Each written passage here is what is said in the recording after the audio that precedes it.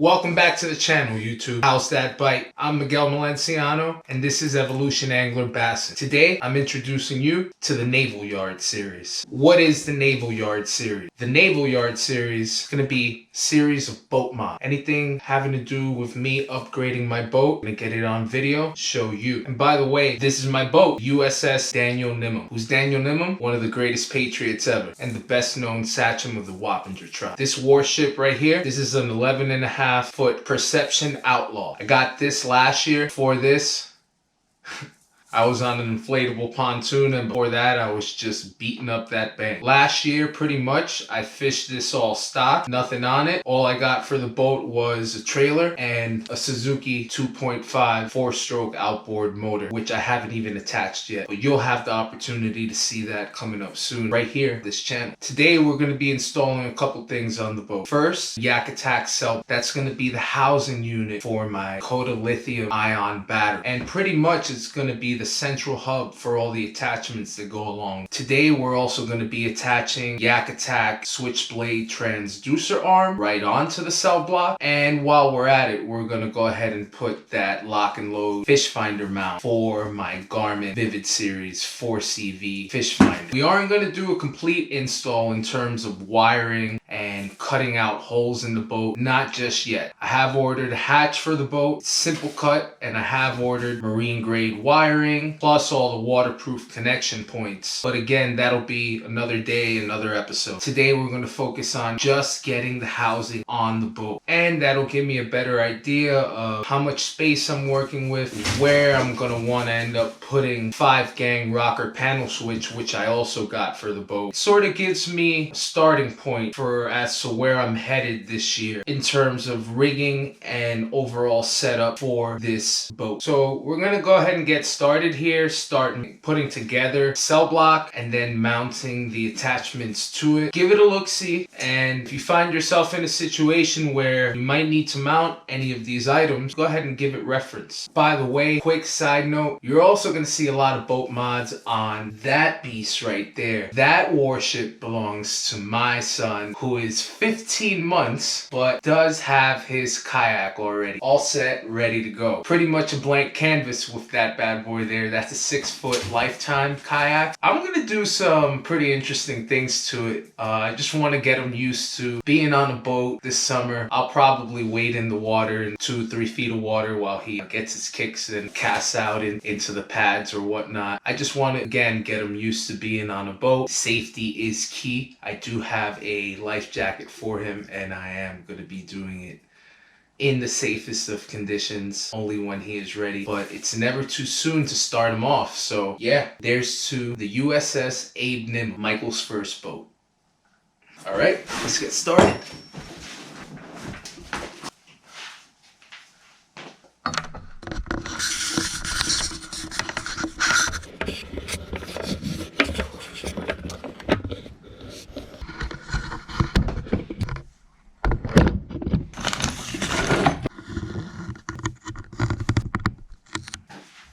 Alright, so let's get started. First things first. Here's the cell block unit. I just have it pieced together here. It is not screwed in, and that's the first thing we are going to do. So I'm going to go ahead and take the lid off. Take the front access panel off. Take off the back piece. And flip it upside down. What we're going to have here are 4 pre-drilled holes that we can go ahead and place screws in.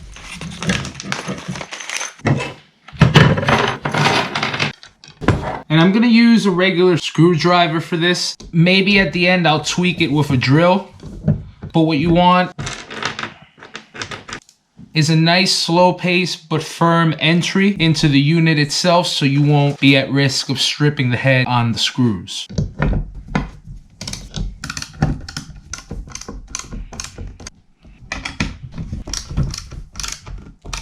Okay, then you go ahead, flip it over. You're going to want to slide the back piece in next. That's going to stay put. Once you have the roof completely put on, and you go ahead and drill the top 4 screws in. But first, we're going to attach the unit to the track itself. So you're going to want to take your mighty bolts, slide them right in the track that way, that away. Then you have your reciprocals. You go ahead, take your box, and you're gonna have 3 holes on your side ports here. And I would imagine that they put 3 so you could just go ahead and put it farther or closer into your kayak as preferred. I'm just gonna go ahead with the middle ports here. So I'm gonna wanna slide this as far forward as possible so I have as little paddle interference when I am paddling. And you take your reciprocals, you just go ahead and knob them right into place.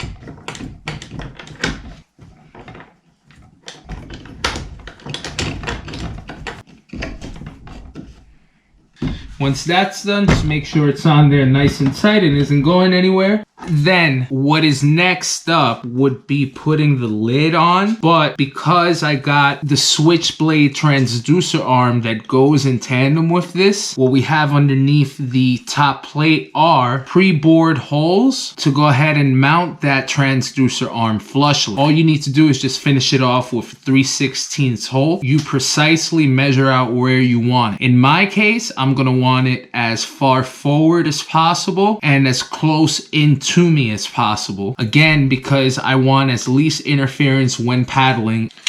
So here is the bracket that goes with the transducer arm. And again, I'm gonna want it as far forward and into the boat as possible to leave as much room here free, wide, and open. So about there is where I'm gonna want it. So what I'm gonna do here in this situation is I'm gonna pick up the top of the housing unit, keeping my finger exactly on the side where I want it. I'm gonna go ahead and flip the unit over, and you see these pre-notched holes already here on the bracket for the transducer arm. They're gonna line and fall in sync with the pre-bored holes on the top of the housing unit for the battery. All I have to do is just line them up and finish them off.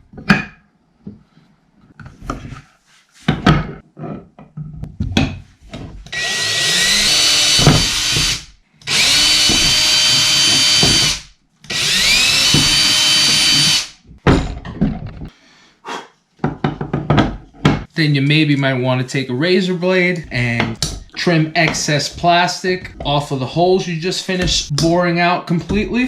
That way when you go to line your screws up, everything feels nice and flush. We actually have to mount the top of the unit onto the rest of the unit now. And for that, we're just going to use the last regular 4 screws that were included in the hardware kit. Go ahead and place those in the notching place. Finish her off with the screwdriver.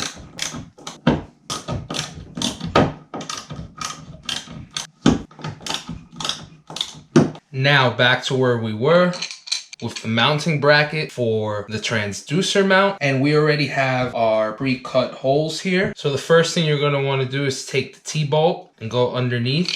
Put it in place, because remember, once you put down the bracket, can't go back unless you unscrew the whole deal again. And then also remember, there are 4 nuts that come in the hardware for the transducer mount. So we already have 2 in place. Put the other 2 right in place. And everything that should go underneath is underneath, which are the 4 nuts and the T-bolt.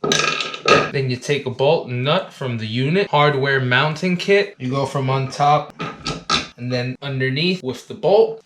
You hold it in place and then just drive it in. Remember, do not tighten until you have all 3 aligned.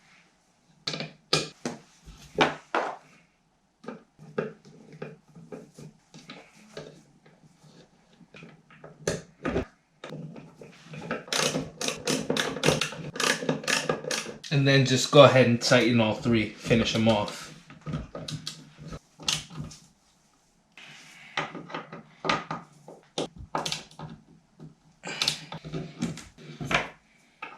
Then this is the reciprocal that comes with the transducer mount, in essence leaving it lock and load ready or as an attachment. However, in my case here, I went ahead and got the fish finder mount already, and this is the bottom piece of it, which does come with its own T-bolt, same size. So what I'm gonna do in this case is just finish taking off the top reciprocal, finish taking off the round bottom base, attaching it right onto the bracket mount that's lock and load ready, and then the top reciprocal right in place. And we could just go ahead and finish this part of the job up. So we're lock and load ready. And this part of the attachment is complete. The cell block attachment is complete. And now all we have to do is finish putting the transducer arm onto the mounting bracket itself. So the rest of the mounting bolts that come in the hardware kit for the transducer arm are Allen key variety. You should just go ahead and grab an Allen key. Then you're going to want to line the arm up at a degree where it's not intrusive on either side. Just so happens to be pretty much there for me. You go ahead and take the top of the mounting bracket, find your alignment notch, cinch it right in. Then what you do, you go ahead and get yourself started with placing the bolts. Then you go ahead and get started with your Allen key. Get the first bolt cinched in.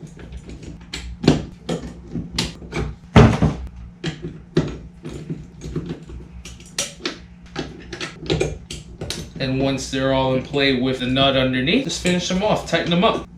Remember, as you go along, you're going to want to keep them all as level as possible.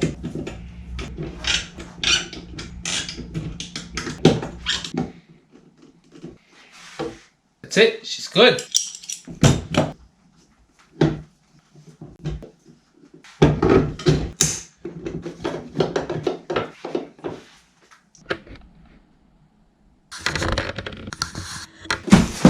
Alright, just wanted to get the battery, go ahead and put it in just to see how everything looks.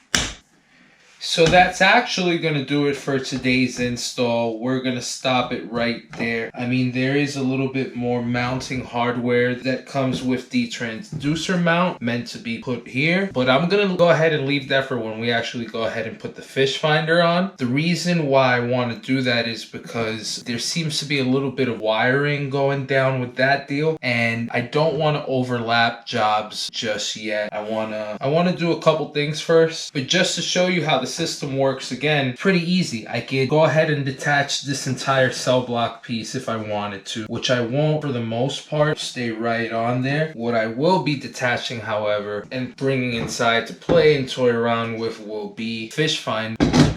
Also for weather protection and whatnot, but it's a pretty convenient deal. You know, also the fact that if I wanted to go ahead and stand and switch my fish finder position while I'm standing and casting out, I can do that. Everything I envisioned in my mind, this is going to do for me for stowaway purposes and loading the boat on the trailer. This works wonders. It'll be as easy as flip up and back down, take this bad boy off, and away we go home, or away we go to the lake. Now it's just a matter of fine-tuning the whole deal, getting the fish finder mounted, getting the transducer mounted, and then wrapping up the wires. So yeah, this was today's boat mod on the Yak Attack cell block, Yak Attack Switchblade transducer arm, and Yak Attack lock and load ready fish finder mount.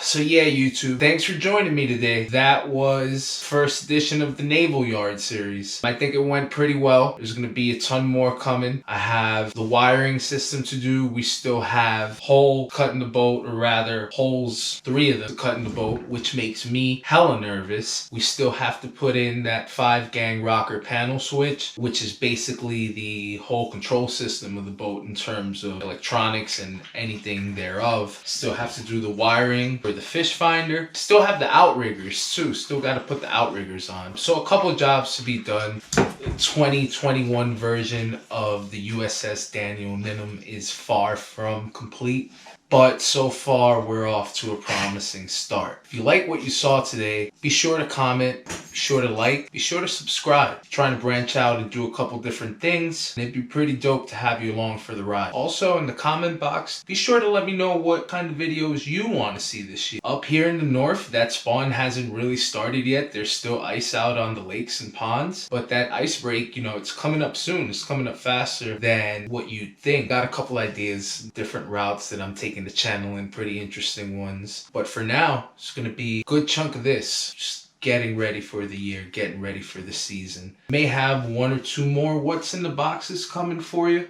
And apart from that, we're going to hit this boat hardcore. A couple changes to be made too. But for now, I am Miguel Malenciano. This is Evolution Angler Bassin. And I'll catch you all next time.